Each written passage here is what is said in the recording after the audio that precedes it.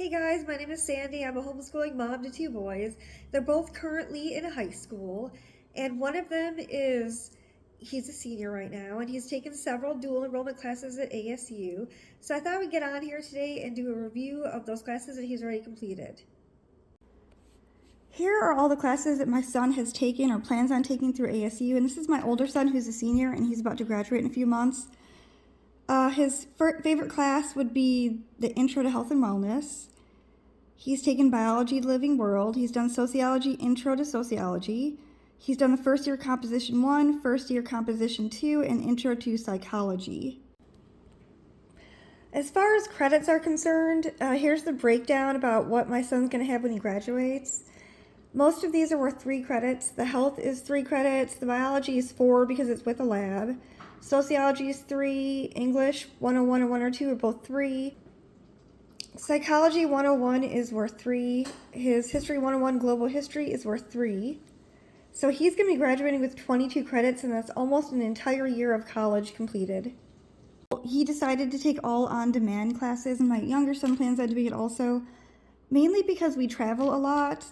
And this allowed him freedom to get it done when he wanted. Like, we were gone for 6 weeks in December and November, and this gave him a chance to just work around our traveling. I'm going to let you guys know why he liked each one. The health class, he really liked the instructor. And there wasn't like a live instructor, but there were pre-filmed videos. He found her very knowledgeable, and he enjoyed watching her videos. And it was also a pretty fun and simple class. Next, he liked biology. This is a lot more time-consuming for him. I would say it was probably about half an hour a day for quite a few months. He really liked the astronaut unit of this. So his least favorite thing from this class, which is why it's not ranked first, is, it was a little bit more work than the health and wellness class. But the other thing was there was one unit that he just did not like at all. It was about birds. And he had to redo this lesson like several times before he finally got a decent grade. But the good thing about this biology class is they'll let you redo each lesson as much as you want. Everything can be redone, except I think the Blue Planet report maybe cannot be redone, but I'm not sure on that one. The next one he liked was the Introduction to Sociology. It was a pretty easy to follow class, I think. It required a lot more higher thinking than some of the other classes. But it was just straightforward. It had just a few, maybe 5-page-long responses that he had to give, and then he'd respond to a few other students, and it had quizzes and videos. That one was he finished it quickly, and I think that's why he liked it. His next favorite, or next to the bottom, would be his First Year Composition 1. He doesn't like writing at all, so either composition classes he didn't care for, and they required the most work out of all the other classes he took. And of course, on the bottom would be this Composition 2. That required a lot of research papers and citing sources, and it was just a lot more time-consuming and a lot more work to get it done. But he was able to pull off an A in both of them, so that's the good news. As far as how these are going to transfer, the university that he's pretty sure he's going to, he's not 100% set because he's still got a few months before he has to give them the final notice that he wants to go there. This class, Intro to Health and Wellness, it's going to transfer. All of these are going to transfer for sure, but this is just going to transfer as a general elective. This Biology 100 is also going to transfer just as a general elective and not towards his actual core classes. The Intro to Sociology, the First Year Composition 1, First Year Composition 2, and Intro to Psychology are all going to transfer in, and they go towards his core classes and towards his degree plan. Okay guys, here's a look at the Bio 100 class online. This is run completely different from all the other classes that ASU has that either one of my sons have taken.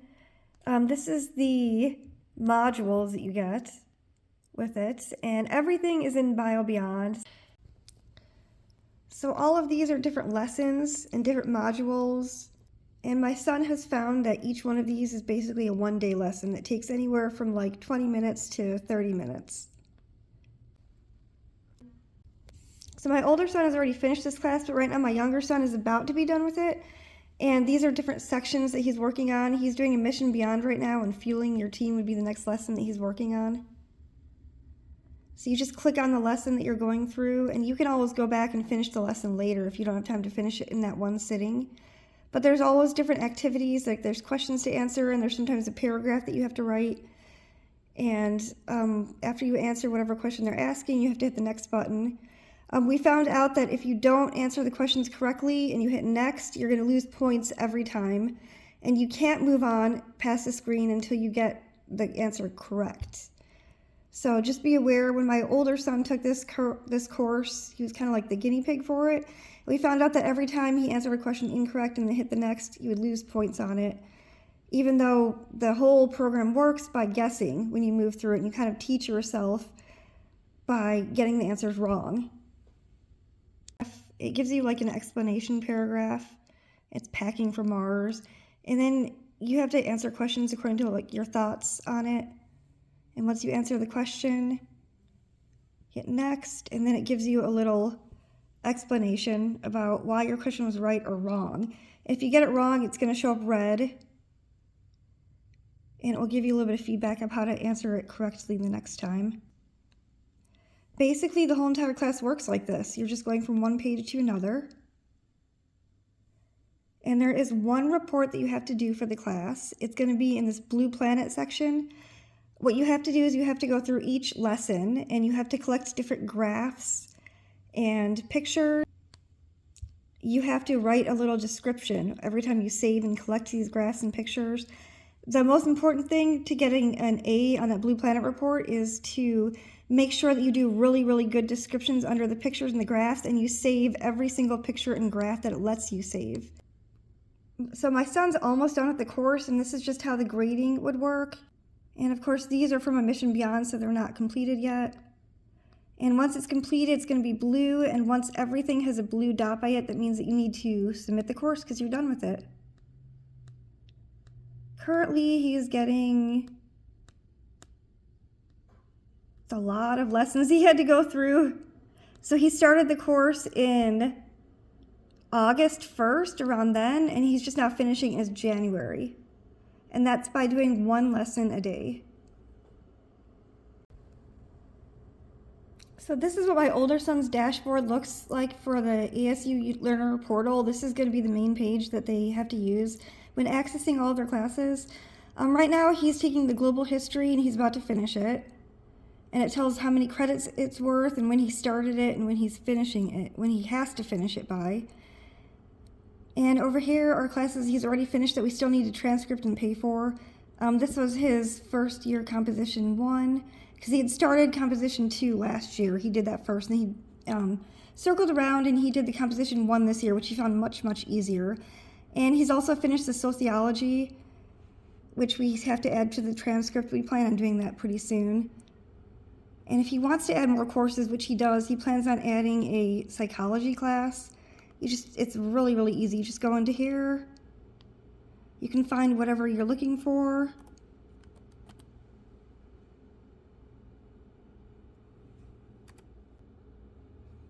He's probably going to end up adding this one, Introduction to Psychology. Just hit Add Course, and you pay your $25 fee, and that's pretty much all you have to do at this point.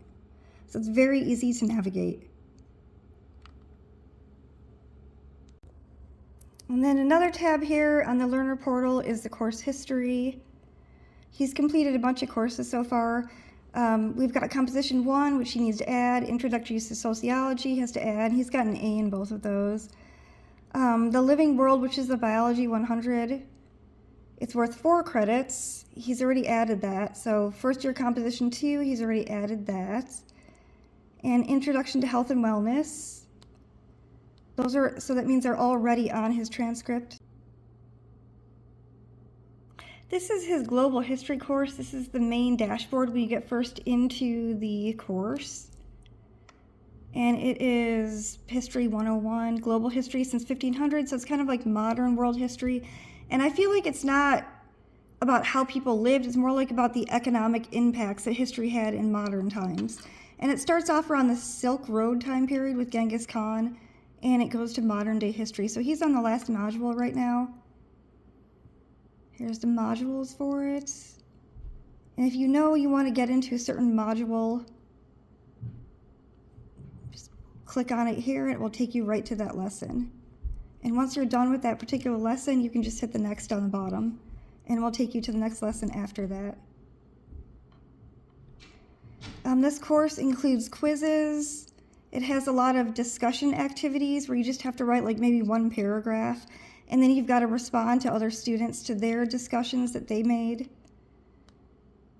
And he's finding it to be pretty easy. Each module he would take about 1 week to complete. So I would say this is probably about a 7-week course for him. He is currently on the last module right now. Each module kind of runs the same. There are timelines throughout the whole thing where you have to mark a world map with different important events that happened in that time period and give a little description of those events. And then each module has a historian log where you have to answer some questions and then respond to other students and how they answer those questions. And each section on top of the videos, like the video will play and then these little dots here, it will stop and he's got to answer questions every time it stops. And they're pretty easy questions. He hasn't had any trouble answering them yet. And then there's also required reading throughout. And this is pretty much how all of the classes are run, except these classes are all self-paced and there's no actual instructor, but a lot of them do have somebody that actually grades the assignments and gives you feedback. So if you need to get a hold of anybody, you can ask a private question here, like if you have an issue with the grading. Or there is also a section where you can just post general questions right here. And then they can get back to you, and then everybody else that takes the class can also see the answer to those questions. Here is the grades that he got for this class so far. He's almost done with it. This is history. The grades will also show up like this for the writing classes. And when stuff is graded in the writing class, they just have to click here and it will give them a little bit of input about how they can improve or not improve. Like here's some more input on this writing assignment. And one thing I wanted to mention about the historian logs on this, there's a historian log like right here. He got 100 on this one. He didn't get 100 on all of them, but you have to really pay attention to the time you're logged in it. You have to use this program here to log into the historian logs and read the articles. And they can actually monitor how long you're there actively reading the articles. And the longer you're logged in reading them, the higher your points are going to be for that lesson. So let me go over some of the classes that he's already completed that we can't even get into anymore because it's locked out once you finish the class. This first year composition on demand, he found much easier than the composition 2. This had a lot of more creative writing that he could do. As long as you follow exactly what they have in the rubric and they give you specific directions about what you need to have in there, you should be able to do pretty good in the class. I think people that score lower on it are the ones that don't really follow the directions well. This one did have a really fun assignment that ended up being his favorite out of all of them. It was a slide assignment where he had to compare 2 different things. It didn't have the best directions, but he ended up enjoying creating the different slides for it. We've got Introduction to Sociology. This is probably one of the easiest classes that he's taken. It took him 3 weeks to finish it. The sociology class didn't require any really large papers that they had to do, but there was a lot of response questions that you had to answer that had to be like 1-page long responses, and they were asking some really difficult questions. So he did have to use Google to look up certain things and certain vocabulary words if he wasn't sure what they meant.